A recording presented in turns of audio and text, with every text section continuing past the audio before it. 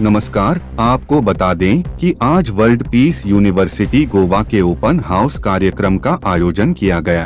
कार्यक्रम का मुख्य विषय WPU गोवा का ट्रांसडिसिप्लिनरी एजुकेशन मॉडल रहा।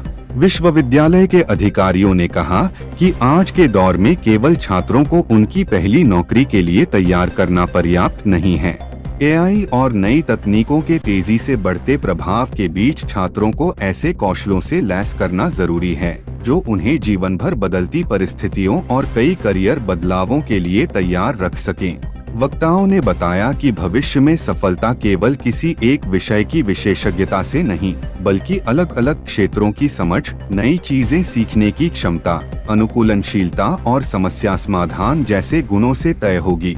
उन्होंने इस बात पर भी जोर दिया कि उच्च शिक्षा संस्थानों को केवल मौजूदा नौकरियों के लिए प्रशिक्षण देने के बजाय उन अवसरों के लिए भी छात्रों को तैयार करना चाहिए, जिनकी आज कल्पना करना भी मुश्किल है।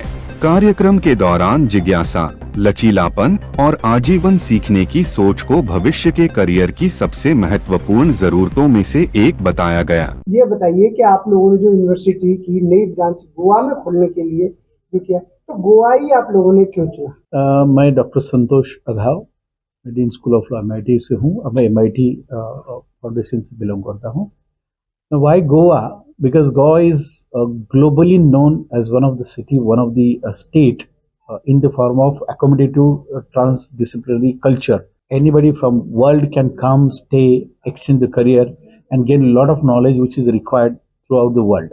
So Goa is international place with the integrated culture because they know the global citizens. If they come to city or state, they can exchange the culture. Education is one of the medium to promote the humanhood, and that's what Goa is one of the nature care place, very healthy, clean air, clean light, no noise, and a kind of a place where the learning can be multiplied. मैं doctor Devvrat Singh, मैं भौतिकी विभाग में संकाय हूँ world peace university Pune में। हमारे Myers group का जो 43 इयर्स ओल्ड 43 साल पुराना पहला जो संस्थान है वो पुणे में है। तो मैं वहाँ पे फिजिक्स विभाग में फैकल्टी हूँ, संकाय सदस्य हूँ। अच्छा, जब आप पुणे में हैं तो वहाँ का रिस्पांस कैसा रहा अभी तक, और क्या ये जो 5 कोर्सेज आप जो गोवा में चलेंगे तो वो पुणे में भी आप कराएंगे वहाँ पे?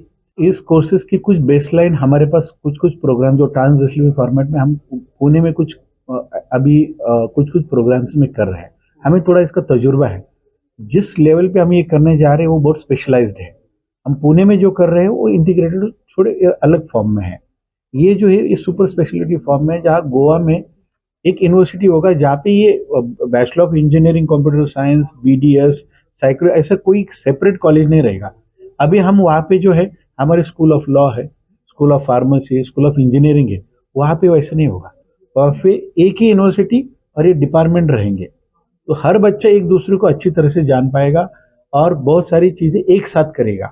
इसने ये प्लान क्यों किया? आप कहाँ से देखा, किस जगह, कौन से अपने कंट्री से ये चीज देख के आए कि वहाँ पे पढ़ाई को दरकिनार करें, यानी 50% आप पढ़ाई पढ़ाएं और 50% आप उसमें जो सामाजिक चीजें लाएं। समाज में जब वो छात्र अपनी यूनिवर्सिटी से बाहर निकलेगा तो समाज की गतिविधियां तो वो ऑटोमेटिक सीख ही लेता है। आजकल की जनरेशन टेक्नोलॉजी उनके हाथ में है, पहले भी थी बट अलग तरीके से थी। आजकल की टेक्नोलॉजी दोनों तरह से यूजफुल है, एक तरफ डिस्ट्रक्टिव हो जाती है, एक तरफ से भी कंस्ट्रक्टिव हो जाती है। तो उस टेक्नोलॉजी को इथिकली यूज करके सभी को बेनिफिट कैसे किया जा सकता है और उस टेक्नोलॉजी अलग अलग सोच से कैसे यूज किया जा सकता है, ये उसका बेस है। अब रहा बाकी वर्ल्ड की यूनिवर्सिटी और हमें आइडिया कैसे है, जैसे मैंने कहा 50 साल हमने सोचा, अभी तक अलग अलग सारे यूनिवर्सिटी कर रही है, एक डोमेन पकड़ के चल रहे हैं, लेकिन मार्केट क्या चाहता है। और ये सिर्फ जॉब सेंट्रिक नहीं, हमारे वाइस चांसलर साहब ने जैसे कहा कि सिर्फ जॉब सेंट्रिक नहीं, इंडिपेंडेंट बच्चा बने, वो खुद एक जॉब गिवर भी बने, नॉट ओनली जॉब सीकर।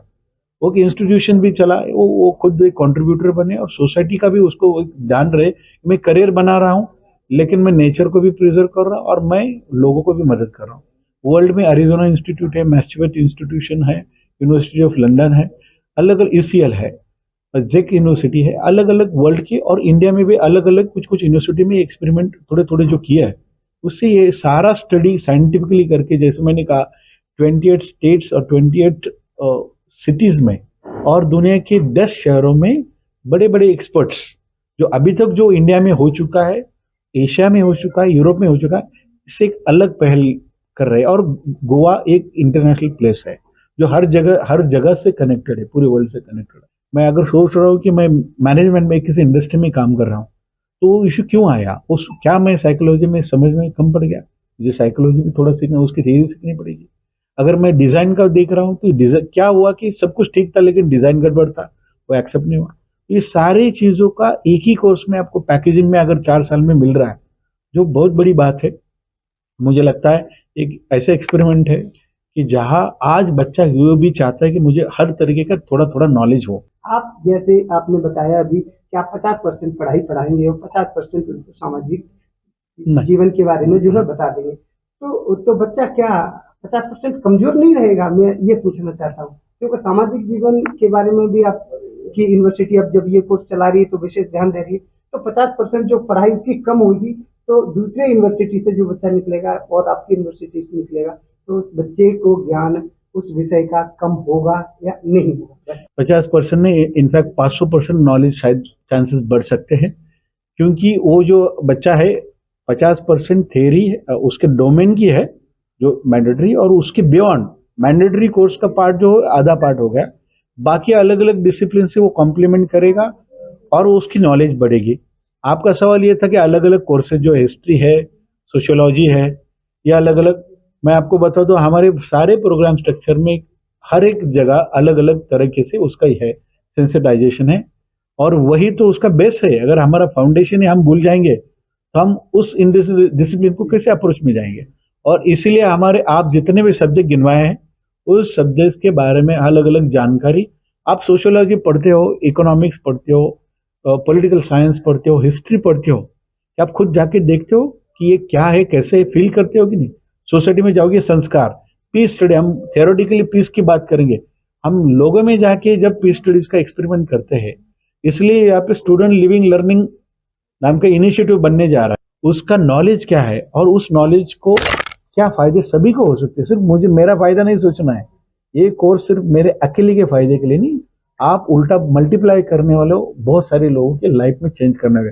अब जब घर पे जाओगे तो आप जितना सीखो, आप आपके दोस्तों से बाकी यूनिवर्सिटी में सीख रहे हो उनसे शेयर करोगे कि देखो मेरे यूनिवर्सिटी में मेरे 4 साल में अलग अलग मेरे लेवल स्ट्रेटेजिकली बिल्ड किए और एक्सपर्ट्स आए, और मैं कुछ कैंपस में सीख रहा हूँ, कुछ सोसाइटी में सीख रहा हूँ।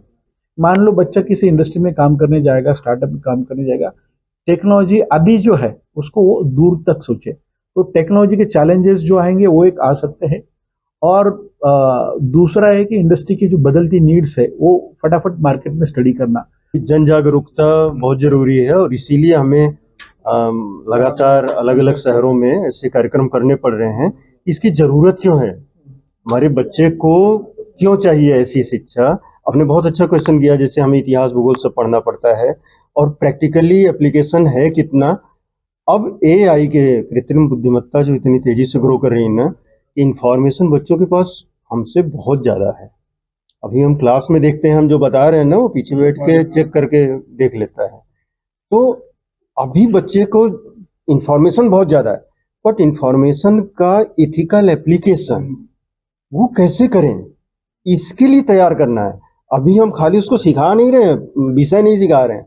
आप एक जिम्मेदार नागरिक बन के इन तकनीकियों का कहीं गलत इस्तेमाल न करें, क्योंकि ज्ञान सबसे बड़ी ताकत है। ज्ञानी अगर गलत पे उतर गया ना तो शायद वो सबसे खतरनाक हो सकता है। हमारी हर वीडियो सबसे पहले देखने के लिए चैनल को सब्सक्राइब करके दबाएं बेल आइकॉन।